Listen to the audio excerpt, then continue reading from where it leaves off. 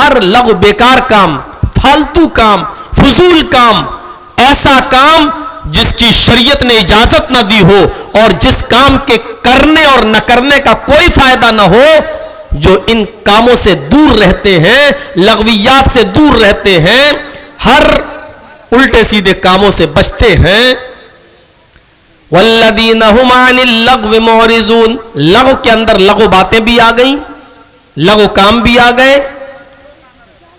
ہر فضول اور فالتو چیز، چاہے وہ بات چیت ہو چاہے وہ کام ہو، جو ان سے دور رہتے ہیں، ان سے پرہیز کرتے ہیں، وہ مومن بھی کامیاب ہو گئے. دو چیزیں. والذین هم للزکاة فاعلون، اور اللہ تعالیٰ نے ان کو جو مال دیا ہے وہ اپنے مال کی پوری پوری زکات ادا کرتے ہیں. زکات نکالنے والے بھی کامیاب. کل بتایا تھا دوسری چیز، وہ انفقوا یا ينفقون، ہم نے جو رزق دیا اس میں سے خرچ کرتے ہیں. اور آج میں بتا رہا ہوں جو مال دیا ہے اللہ تعالیٰ نے، اس مال میں سے وہ خرچ کرتے ہیں. زکات مال کی دی جاتی ہے، جانوروں کی بھی دی جاتی ہے. ہمارے کھیتوں میں جو اناج اور غلہ پیدا ہوتا ہے اس پہ بھی زکات دی جاتی ہے. یہاں اللہ تعالیٰ نے کہا والذین هم للزکاة فاعلون، جن کی اوپر جتنی زکات بنتی ہے وہ اپنے مال کی پوری پوری زکات پابندی کے ساتھ ادا کرتے ہیں. یہ مومن بھی کامیاب. اس کے بعد سماج کی ایک زبردست برائی کے اوپر، والذین هم لفروجہم حافظون، اور وہ مومن بھی کامیاب ہو گئے جو اپنی شرم گاہوں کی حفاظت کرتے ہیں. پہلے ترجمہ سنیے، تشریح تو ایک ایک کر کے سب کی کریں گے ہی ہم. والذین هم لفروجہم حافظون، جو اپنی شرم گاہوں کی حفاظت کرتے ہیں. لیکن یہاں ایک چیز کو مستثنا کر دیا، الگ کر دیا. شرمگاہ کی حفاظت ہر انسان پر فرض ہے، ضروری ہے کہ وہ اپنی شرمگاہ کی حفاظت کرے. لیکن کن سے نہیں کرنا ہے ان کو بھی الگ کر دیا. الا علی ازواجہم او ما ملکت ایمانہم، مگر اپنی بیویوں سے اور اپنی باندیوں سے، لونڈیوں سے، جن کی نگرانی تمہاری اوپر ہے، جن کو تم نے خرید لیا ہے. عرب کے اندر پہلے لڑکے اور لڑکیاں بیچی جاتی تھیں، خریدے جاتے تھے. جو لڑکے بیچ دیے گئے ان کو ہم نے خرید لیا، وہ ہمارے غلام ہو گئے. یا جنہوں نے اپنی لڑکی بیچ دی اور ہم نے خرید لی، وہ ہماری لونڈی یا ہماری باندی ہو گئی. جس لڑکی کو ہم نے خریدا ہے، جو ہماری لونڈی ہے، اس سے بھی ہم وہ کام لے سکتے ہیں جو ایک بیوی سے لیا جاتا ہے. یعنی اس کے ساتھ بھی جمع، ہم بستری، جسمانی تعلق جائز ہے. شریعت نے اس میں کوئی رکاوٹ، ممانعت نہیں لگائی. لیکن اب آج کے ماحول میں اب لڑکے اور لڑکیاں بیچے نہیں جاتے. ہیومن رائٹ ہے، ایک انسانی قانون بن چکا ہے. اب لوگ بیچے نہیں جاتے، نہ مرد بیچے جاتے ہیں نہ خریدے جاتے ہیں. اس لیے اب یہ یہاں لاگو نہیں ہے.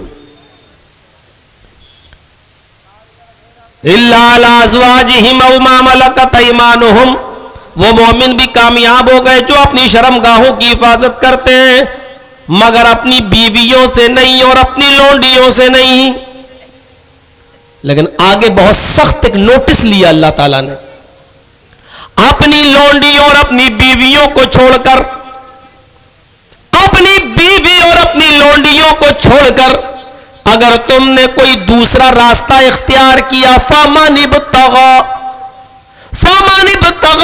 وَرَاءَ ذَلِكَ، اگر اس کے بعد، اس کے علاوہ کوئی دوسرا راستہ تلاش کیا، کسی دوسری طرف منہ مارنے کے لیے گئے، کہیں اور تم نے ناجائز طریقے سے اپنی شرمگاہ کا استعمال کیا، فَأُولَئِكَ هُمُ الْعَادُونَ، تو یہی لوگ حد سے زیادہ گزرنے والے، حد سے آگے بڑھنے والے، ایک حد کو کراس کرنے والے کی لمٹ کو کراس کرنے والے ہیں۔ اولئک هم العادون، یہی سرکش لوگ ہیں۔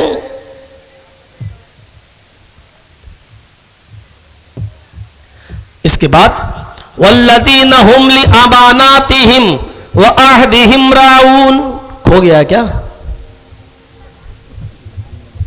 کسی کا ہے کہ کھو گیا؟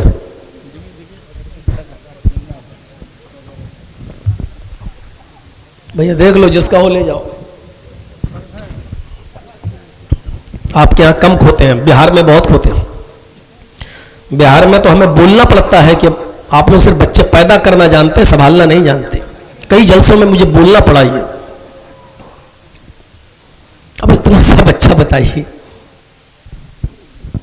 لیکن ہمت کو داد دینا پڑے گی۔ رو نہیں رہا ہے، وہاں تو جتنے آتے ہیں سب روتے ہوئے آتے ہیں۔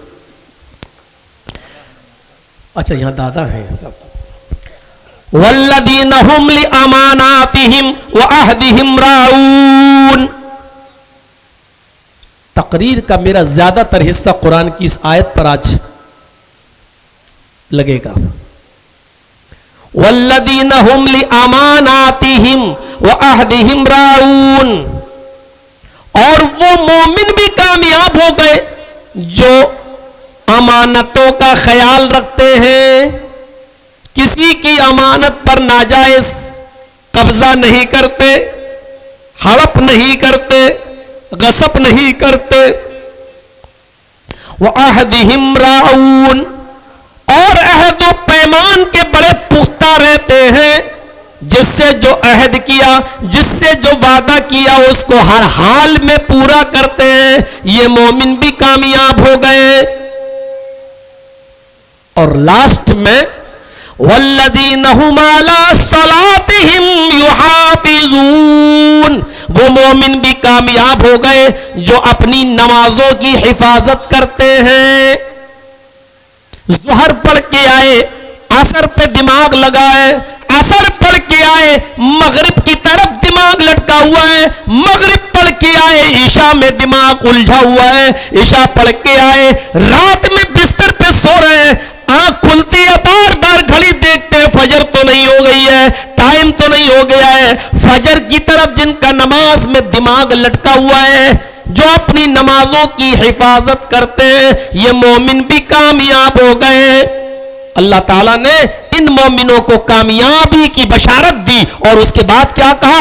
اولئک هم الوارثون، یہی لوگ مالک ہیں، یہی لوگ وارث ہیں۔ وارث کس کو کہتے ہیں؟ باپ کے مال میں بیٹا وارث ہے نا، یعنی باپ کے مرنے کے بعد بیٹا بھی اپنے باپ کے کچھ حصے کا مالک ہے۔ وارث مطلب مالک۔ اولئک هم الوارثون، یہی لوگ وارث ہیں، یہی لوگ مالک ہیں۔ کس کے وارث ہیں؟ الذین یرثون الفردوس، اللہ تعالیٰ نے ان کو جنت الفردوس کا وارث بنایا ہے۔ اللہ نے ان کو جنت الفردوس کا وارث بنایا ہے۔ ہم فیہا خالدون، اتنا کام کرنے والے جو ہم نے بتائے ہیں، اتنا کام کرنے والے جنت کے وارث ہیں، جنت میں داخل کر دیے جائیں گے۔ ہم فیہا خالدون، اس میں سے کبھی نکالے نہیں جائیں گے، ہمیشہ ہمیش کے لیے جنت میں رہیں گے۔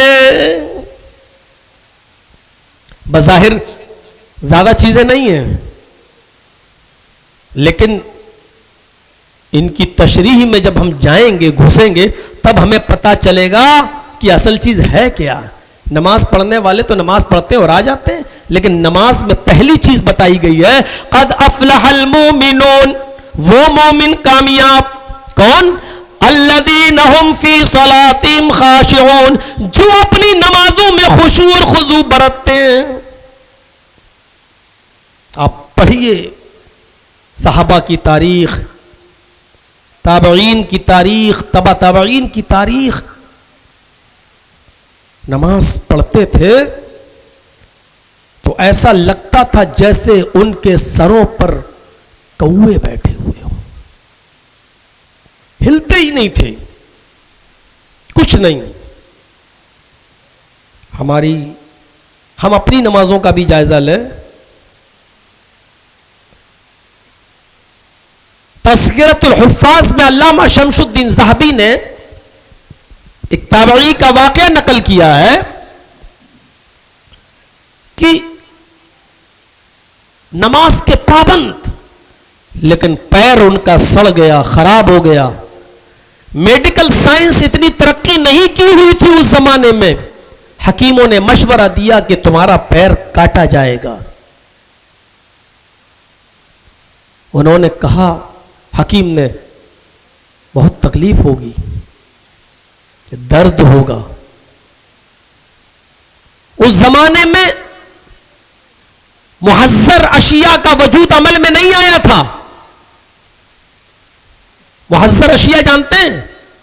نشہ آور انجیکشن, سن کر دیا جاتا ہے, انجیکشن دے کے بے ہوش, آپریشن کر دو, پیر کاٹ دو, کسی کو پتہ نہیں. اس زمانے میں میڈیکل سائنس اتنی ترقی نہیں کی تھی. تمہارا پیر کاٹا جائے گا اور حالت ہوش میں کاٹا جائے گا.